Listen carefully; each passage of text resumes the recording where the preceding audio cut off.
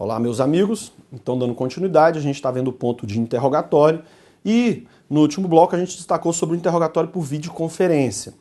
Antes de haver a previsão legal no CPP, algumas unidades da federação estavam fazendo esse interrogatório por videoconferência até diante da dificuldade de locomoção de presos, com viatura e tudo para os fóruns.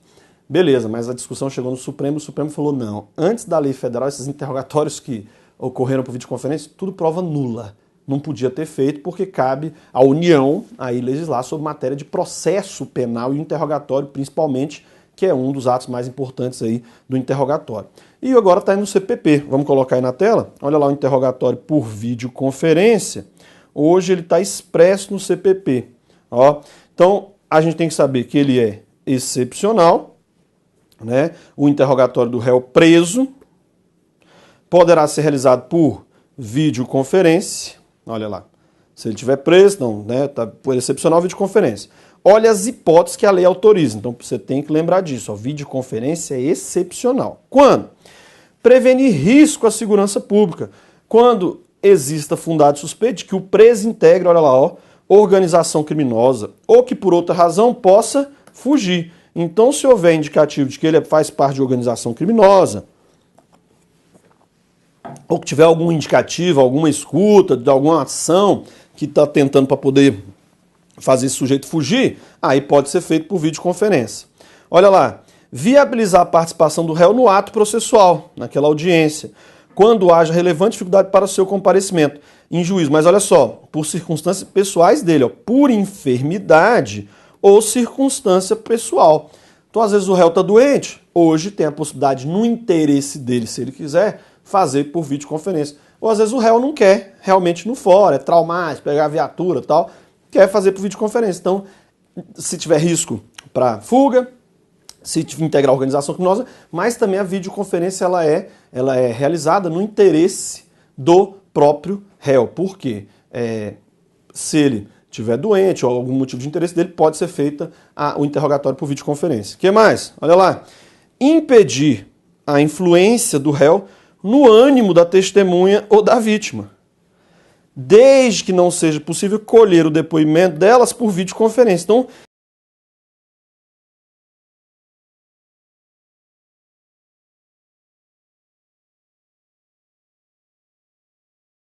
o CPP chegou lá na audiência, isso não acontece na prática, mas pelo CPP seria assim.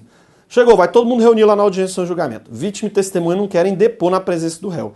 Então, pela letra do CPP, elas sairiam e prestariam em outra sala por videoconferência. Ali para todo mundo estar na sala. Juiz, promotor, prestaria por... Se não possível isso, aí o réu sai. Aí tira ele da sala, mas fica o advogado dele lá. Ok? E também, olha lá, aí ficou subjetivo muito do juiz. Ó, quando houver, olha lá, ó, gravíssima questão de ordem pública.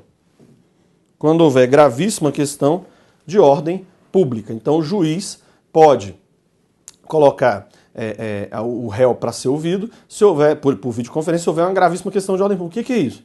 É muito subjetivo. Cada caso concreto, o juiz vai analisar se coloca ou não o interrogatório por videoconferência. Mas, vamos ver como é que isso cai em prova? Põe na telinha aí, ó. Olha lá. Excepcionalmente, de ofício pelo juiz, ou a requerimento das partes por decisão fundamentada, nós vimos que tem as hipóteses, né?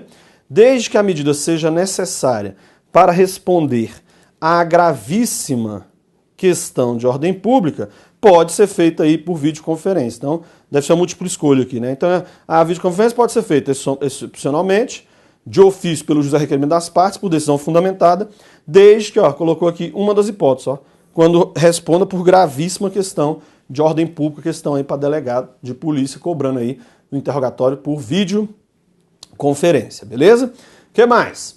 Olha lá, mais uma perguntinha. Reputar-se-á verdadeira acusação formulada contra o acusado que permanecer em silêncio em seu interrogatório judicial?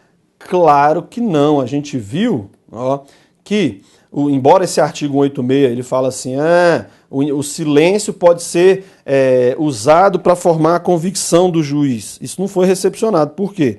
Não tem como o juiz formar a convicção do silêncio. Por quê? Como é que forma a confissão de alguma coisa? Você tem que fundamentar no processo penal. Então não tem como o juiz falar, eu perguntei isso aqui para ele ficou calado. Logo, não existe isso. Então o silêncio não pode trazer qualquer prejuízo para o réu, não pode formar a convicção do juiz que tem que condenar ou absolver com base nas outras provas dos autos e não pode ter prejuízo, e não importa em confissão ficta. Então, não pode trazer prejuízo, não pode formar a convicção do juiz e nem pode ser tido como aquela confissão ficta. Ficou calado, é verdadeiro, não tem isso. Beleza? Então, olha lá a questãozinha brinde aí, ó. Reportar-se a verdadeira uma acusação formulada contra o acusado que permanecer em silêncio? Não, meu amigo. No processo penal, não há confissão ficta como lá no processo civil. No processo penal, ó, se o sujeito ficar em silêncio, isso não é confissão ficta, não significa que ele está dizendo que é nada verdadeiro. Até porque o juiz não pode, nem se ele tivesse era confessando, o juiz podia condenar só com base na confissão, que ela não é absoluta, muito menos aí se o sujeito ficar em silêncio, beleza? Olha lá mais uma aí, magistratura. O exercício do direito ao silêncio, então é a autodefesa negativa, não gera presunção de culpabilidade para o acusado. Tampouco pode ser interpretado em prejuízo da defesa, tá vendo? Não gera nenhuma presunção contra ele, não pode trazer qualquer prejuízo e nem pode ser interpretado em prejuízo da defesa. Silêncio é um direito constitucional, não pode gerar convicção do juiz e não pode trazer qualquer prejuízo e nem implicar nenhuma confissão ficta. Isso não dá, beleza? Olha outra. Se no interrogatório em juízo o réu confessar a autoria, então, no interrogatório judicial, o réu confessou a autoria, ficará provada a alegação contida na denúncia, tornando-se desnecessária a produção de outras provas. Nada a ver, né? Tá lá no interrogatório judicial. O réu confessou a autoria. Beleza. Confessou? Fica provada a alegação contida na denúncia só com a confissão? Olha, não, ainda que ele confesse que é autodefesa positiva, isso tem que ter prova. Por quê? Não pode juiz condenar só com base na confissão. Então a gente sabe que a confissão é um elemento de defesa, mas é também um elemento de prova. Só que o juiz não pode condenar só com base na confissão. Vai que você está levando algum dinheiro, né, para confessar, quer isentar alguém, um pai confessando um crime por conta do filho, qual pai que não faz isso? Entendeu? Então, tem pai que não faz isso, né? Tem uns filhos aí que os caras são muito malucos e o pai quer ver realmente guardadinho lá na cadeia. Infelizmente tem todo tipo de gente aí, mas em tese pode uma pessoa querer confessar pela outra, então a confissão não é absoluta. A confissão não é mais a rainha das provas como era na Idade Média, em que havia todos os suplícios corporais para o sujeito confessar o crime. Isso não é mais assim. A confissão não é mais a rainha das provas. Inclusive, a confissão ela é um elemento de prova, embora não haja hierarquia entre as provas, ela tem um valor probatório reduzido. Por quê? Porque só com base nela o juiz não pode formular a condenação. A confissão ela vai ser um elemento de prova que o juiz vai considerar e junto os demais atos do processo, mas não de forma isolada. Beleza? Olha lá, uma inovação que teve em 2016, que tem a ver com o interrogatório. Ó. No interrogatório, deverá constar informação sobre a existência de filhos, respectivas idades e se possuem alguma deficiência e o nome e o contato de eventual responsável dos cuidados dele do filho indicado pela pessoa presa. Então, a lei trata isso aqui no artigo 185, parágrafo 10º do CPP, que se aplica e tem lá à disposição também no artigo 6º, que é lá no interrogatório policial. Já na polícia, tem que fazer essa mesma pergunta, e até lá é que vai ter mais efetividade, porque geralmente o interrogatório é feito na polícia quando tem ali um auto de prisão em flagrante, então situação imediata, que pode verificar que o réu, ele tem alguma criança, algum adolescente ali em situação de exposição, e aí a providenciar alguma assistência pelo Conselho Tutelar e por aí vai. Então, inovação que agora no interrogatório são perguntas obrigatórias, em regra vão ser feitas lá na primeira parte, no interrogatório de classificação, que é sobre a pessoa do réu, vai ter que botar essa pergunta para ele, porque o CPP vem com as perguntas sobre o fato. Sobre a pessoa, o juiz faz aquelas perguntinhas padrões, mais uma aí para ele fazer, beleza? É nesse interrogatório de qualificação, de classificação, que ou seja, o interrogatório sobre a pessoa do réu, o que acontece se ele mentir? Põe na tela. Olha lá, isso aqui mudou a jurisprudência. Então, mentira sobre a identificação pessoal. Olha lá o que fala. O STJ em razão do julgamento do RE 640-139-DS pelo Supremo Tribunal Federal, cuja repercussão geral foi reconhecida, pacificou o entendimento no sentido de que o princípio constitucional da ampla defesa não alcança aquele que se atribui falsa identidade perante a autoridade policial com o objetivo de ocultar maus antecedentes, sendo, portanto, típica conduta praticada pelo agente. Então isso é importante. O STJ aqui, já em face do julgamento supremo, que mudou aí esse entendimento, reconheceu ali a repercussão geral e pacificou o entendimento no sentido de que a ampla defesa, ou seja, direito ao silêncio, olha lá, não alcança aquele que se atribui falsa identidade perante a autoridade policial com o objetivo de ocultar maus antecedentes, sendo, portanto, típica a conduta praticada pelo agente, que era muito comum na época, na hora, e tem a ver com o interrogatório, tem a ver sobre essa qualificação. Por quê? Quando a polícia vai prender, tem a mesma coisa, tem o interrogatório. Então vai perguntar sobre a pessoa dele e sobre os fatos.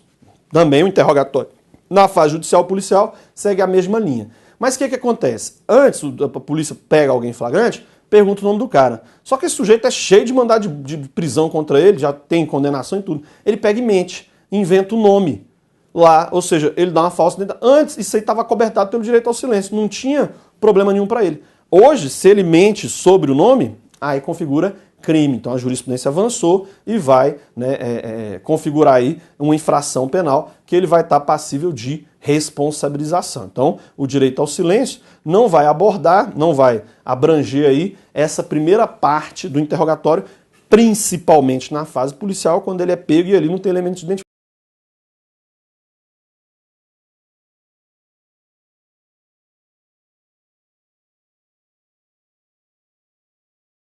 Pode configurar a infração penal, beleza? Então, o direito de silêncio é exercido, a autodefesa negativa. O juiz tem que assegurar o direito dele ao silêncio. O que acontece? Às vezes o juiz não assegura esse direito ao silêncio. Começa a perguntar, eu já peguei vários casos mesmo que o juiz, como é que foi lá no dia? Assim. Beleza. Se o juiz não assegurar o direito ao silêncio, a defesa tem que se manifestar na hora. Excelência, pela ordem, só consignar em ata aqui que o senhor não apresentou aqui o direito dele de ficar calado, mas ele quer exercer o direito ao silêncio, não quer responder as perguntas. Você consignizar, porque se você não fizer isso e o réu começar a responder, já era, não teve qualquer prejuízo. Então, a ausência vamos dizer assim, de oferecer do juiz pelo réu ali o direito ao silêncio, de assegurar ao réu o direito ao silêncio, é nulidade relativa. Por quê? Se lá na audiência o juiz não assegura, o réu começa a responder, o advogado está lá junto, não fala nada, não tem qualquer prejuízo. Então tem que a defesa ali se insurgir pelo direito ao silêncio. Beleza?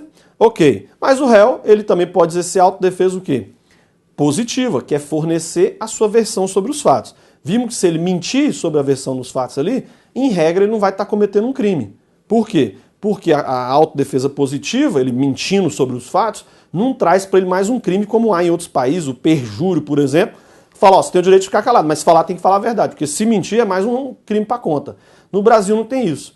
Ele, na autodefesa positiva, ele dá a versão que ele entender ali sobre os fatos. Beleza? Agora, a não ser claro, ele imputa a conduta falsamente a alguém, dá início à investigação, denunciação caluniosa, também não é tão absoluta aí, ele dá a versão, se começar a imputar a conduta a alguém, pode inclusive configurar outro crime aí, um crime aí de denunciação caluniosa, por exemplo.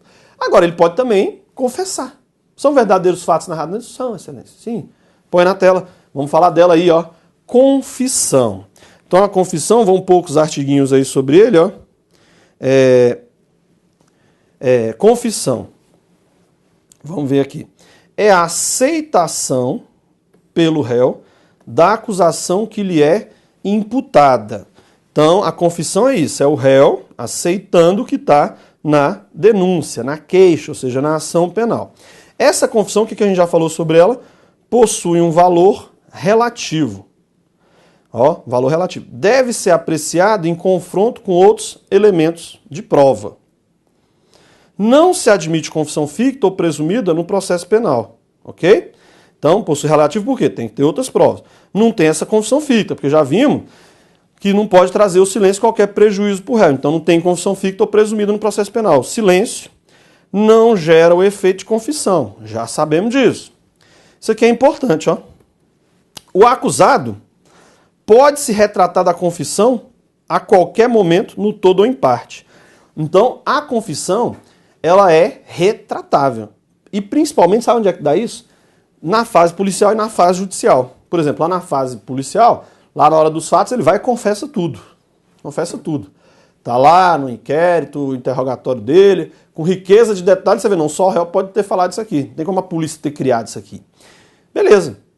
Depois lá e tal, tá lá o interrogatório, só que não tinha advogado, não tinha nada e tal. Depois tem a acusação. O juiz recebe, vai ter o processo. Chega perante o juiz, o senhor prestou esse depoimento aqui na delegacia? Não, excelência, foi eu que falei isso, não. Mas a assinatura do senhor é minha, mas não assinei, não falei isso, não. Isso mandaram eu assinar uns papéis lá, não sei o que é isso, não. Eu não dei esse depoimento. Ou seja, ele está se retratando de um interrogatório que ele fez na fase policial.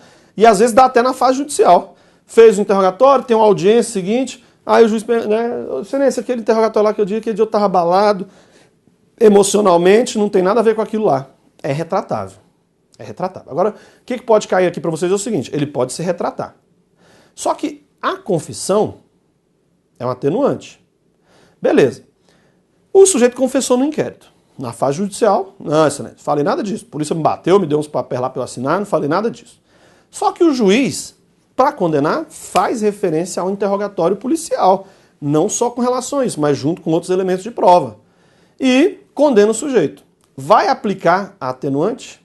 Pois é. Embora tenha uma divergência, predomina o entendimento de que, ainda que ele se retrate na fase judicial, se o juiz utilizou o depoimento dele lá na fase do inquérito, né, que estava de acordo com as demais provas autos para condenar, tem que aplicar atenuante, mesmo ele tendo se retratado em juízo. Então olha lá, põe na tela, olha aí, o acusado pode se retratar da confissão a qualquer momento, no todo ou em parte, ok? E olha lá o que mais, o juiz pode considerar verdadeira apenas uma parte da confissão. Isso aqui é uma característica da confissão. Ela é divisível. Olha lá, a confissão é divisível. Ou seja, o juiz pode considerar verdadeira apenas uma parte da confissão, não valorando a parte que considerar inverossímil, ou seja, a parte da confissão que não guarda qualquer relação com os fatos. Então o juiz vai analisar o que tiver de acordo com os demais elementos probatórios, aí ele vai reconhecer. Se não, ele retira, ok? Mais uma, olha lá, confissão qualificada. O que é essa confissão qualificada? O acusado confessa a prática do delito. Foi o senhor que praticou isso aqui? Foi. Mas olha lá, opõe algum outro fato, ele traz alguma novidade, que vai ter a finalidade de modificar, impedir ou extinguir o direito de punir. Por exemplo, ele alega excludentes de ilicitude ou de culpabilidade. Foi você que matou? Foi, matei. Mas foi o quê? Legítima defesa. Foi distrito com dever legal. Você lesionou? Lesionei, mas aqui exercício regular de direito para vencer resistência à prisão, por exemplo. Então, quando o réu confessa, mas alega uma excludente, nós estamos diante desse nome aí, chama confissão qualificada. Ele reconhece os fatos, mas alega algum outro fato, alguma outra consequência em seu favor. Beleza? Outro, põe na tela aí. Olha lá, confissão extrajudicial. Ó, pode ocorrer, que é aquela confissão que não foi feita perante o juiz, principalmente onde que ele vai confessar? Ó, lá no inquérito policial. Ou de algum modo fora dos autos da ação penal. Vai num cartório e presta lá, faz uma declaração sobre os fatos, ok? Elas até podem, mas para valer, né, no inquérito policial, tem que o quê? Ser feita perante o juiz, porque é o juiz ao final que vai aplicar a pena. Então, mesmo elas sendo feitas posteriormente, tem que ser, de certa forma, o réu ratificar elas perante o juiz, porque é um ato personalíssimo, interrogatório, tem que fazer perante o juiz, ele pode até, vamos dizer, confirmar os termos do interrogatório que ele fez em sede policial, mas aí tem que ser via juiz, não pode só, não vai ter um efeito muito amplo essa confissão extrajudicial, embora possa ocorrer e o juiz possa até considerar ela, mas sempre de acordo com os demais elementos probatórios, beleza? Olha lá, alguns outros temas aqui, ó. Delação ou chamamento de corréu, que é o quê? É a atribuição da prática de crime por terceiro, feita pelo acusado, olha lá, ele indicando alguém. Na linguagem da bandidagem é isso aqui, ó, X9. É a atribuição da prática do crime que estão sendo acusados do sujeito por terceiro, feita pelo acusado em seu interrogatório, está imputando alguém. ok? Pressupõe que o delator, para ter até algum benefício, também confesse a sua participação. Então, quando ele delata, ele está reconhecendo que praticou, às vezes não naquele termo, mas indica que um outro réu, um outro corréu, também tem participação. Então, chamamento de corréu. Ou ele é um delator, né, chamado aí X9. Beleza? Olha lá, mais uma. Na prática, vem sendo lavrado um acordo sigiloso entre acusação e defesa a ser submetido à homologação do juiz. É a chamada delação premiada. O que o Supremo entende? Uma delação premiada por si só não é fundamento idôneo para a condenação, devendo ser respaldada por outros elementos probatórios. Então, não é só o que ele está alegando ali que vai ser como uma verdade absoluta. A gente até vê aí na imprensa, direto, delação premiada. Não vale se só. Então, tem que ter outros elementos de prova. Essa delação tem que vir acompanhada de outros elementos de prova, até capa de revista aí. Agora recente destaca delação de figuras ex-importantes que hoje estão contando geral a prática. Está aí nesse exercício. Beleza? Vamos ver um julgado sobre isso. Põe na tela aí pra gente. Olha lá. STJ configura ofensa aos princípios do contraditório, princípio do contraditório e da ampla defesa, a condenação baseada em confissão extrajudicial, retratada em juízo, corroborada por depoimentos escolhidos na fase instrutória. É o que nós vimos. Ó. Então, o que acontece? É uma perguntinha aqui, vai depender de cada caso concreto. Ó, mas ofensa ao princípio contraditório por defesa. A condenação baseada em confissão extrajudicial, que foi retratada em juízo. Mas essa condenação baseada na confissão do inquérito foi corroborada por depoimentos colhidos na fase instrutória, ou seja, ela está de acordo com os elementos. Então nós vimos que pode, né, ter essa confissão, pode o juiz usar a confissão que está na fase policial e vai, no caso, ter uma atenuante. Agora o quê? Ele vai analisar isso em conjunto com outros depoimentos colhidos na fase instrutória. Ele se retratou, mas aquela confissão extrajudicial está de acordo com as demais, é elemento de confissão do juiz. Olha lá. Se a confissão extrajudicial do acusado foi utilizada para corroborar o acervo probatório, embasando a condenação, mostra-se aí, obrigatória atenuação da pena, a teor do artigo 65, inciso 3d do Código Penal, ainda que tenha havido retratação em juízo. Então você está vendo aqui o que é o importante da confissão. Ela ter respaldo dos autos. Seja feita na fase policial ou seja na fase judicial, o juiz só vai considerar da confissão, não importa em qual fase, e até que tenha retratação, qual delas tenha mais amparo no processo. Então não é só porque o sujeito está se retratando de uma confissão que ele fez que vai ser desconsiderado. O juiz pode considerar, junto com os outros elementos probatórios, e ainda assim, se considerar, fez referência ao interrogatório, vai ter que aplicar atenuante. Beleza? Olha lá, mais um julgado aqui de interesse, aí, julgado recente. Ó. A colaboração premiada é uma técnica especial de investigação por meio de obtenção de prova advinda de um negócio jurídico processual personalíssimo. Já é comum isso lá nos Estados Unidos, que é o chamado plea bargain, que é o promotor fazer um acordo, o prosecutor lá faz um acordo com o réu. Lá pode isso, né? Que vai acontecer? Chega para ele, você praticou 5 homicídios, vamos fazer o seguinte, você confessa 3 deles, né? Eu te denuncio só pelos 3, vai ter a pena de morte, vou pedir tua prisão perpétua. Isso é trazido de lá, esse instituto aqui da delação premiada. Antes não podia fazer esse acordo, agora pode até evitar ação penal contra o sujeito. Então, o negócio, olha a STJ falando aí, negócio jurídico processual, pelo qual que vai o quê? Gera obrigações de direito entre as partes celebrantes, Ministério Público e colaborador. Não possuindo condão de por só, interferir na esfera jurídica de terceiros, ainda que citados quando as declarações prestadas, né? Faltando, pois, interesse dos delatados no questionamento da validade do acordo de colaboração premiada celebrado por outrem. Então, o que acontece aí? Essa colaboração premiada, nós vimos até agora recente, é um negócio jurídico processual. Teve aí figuras, né, bem importantes aí, praticando vários crimes envolvendo político, coisa de bilionária. Aí fez o acordo, não teve ação, tá lá no bem bom, tranquilo, nós não vai ser preso. Nós não vai ser preso. Interceptação pegando, continuando a agir mesmo depois da delação.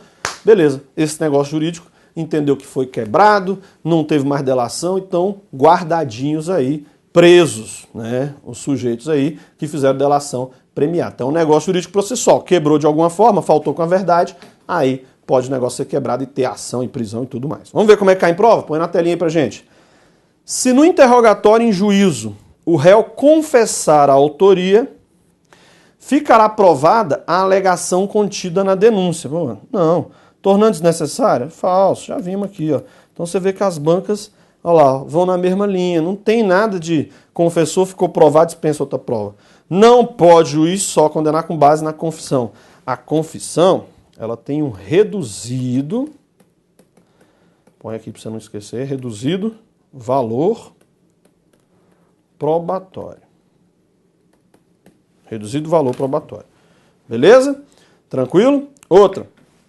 A confissão será indivisível e retratável? Não. Já vimos que ela é divisível, porque o juiz só vai aproveitar da confissão o que tiver relação com os demais atos do processo. O réu confessa, matei, legítima defesa. Mas no processo só tem prova que ele matou, mas não tem nada da legítima defesa. Então, vai aproveitar só a parte em que tem respaldo dos demais elementos probatórios. É assim que funciona. Então, ela é divisível, não indivisível como está aí. E outra, irretratável? Não, pode sim ser retratável. O réu veio e prestou um depoimento, a qualquer hora ele pode falar, isso é direito dele, pode se retratar. Então, está errado já aí.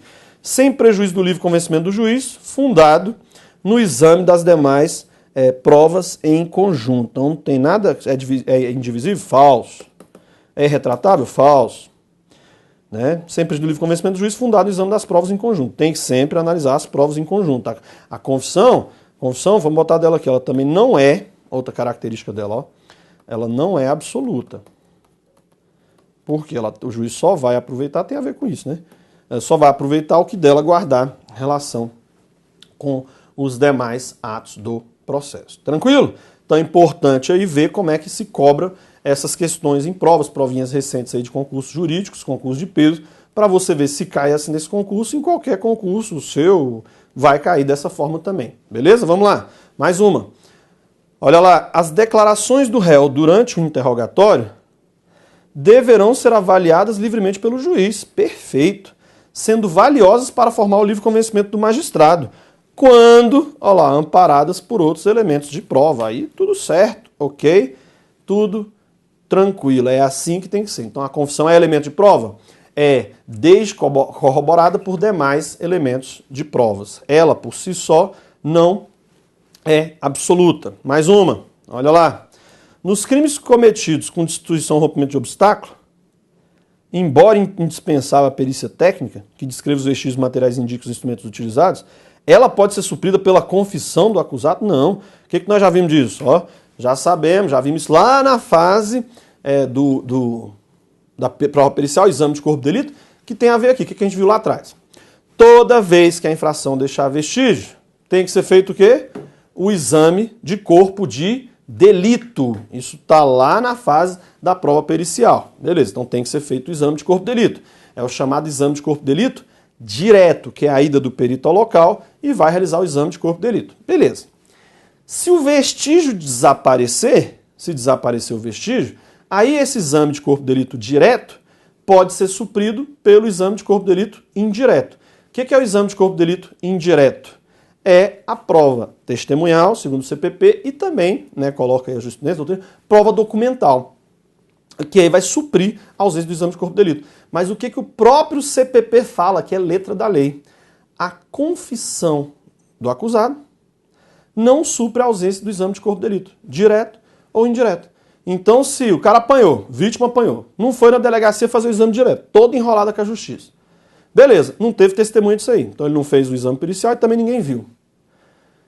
Beleza, depois tem um processo. Chega no processo e pergunta pro réu, foi você que bateu nele? Bati, bato de novo se precisar. Mas se só tiver essa prova, ele vai ser absolvido. Porque a confissão não supre a ausência do exame de corpo dele direto e indireto. Então só tem a confissão, não tem mais nenhuma prova, vai absolver. Beleza? Vamos tomar um cafezinho, a gente já continua aí Com interrogatório já foi, vamos ver outros elementos aí de ato de prova. Até já.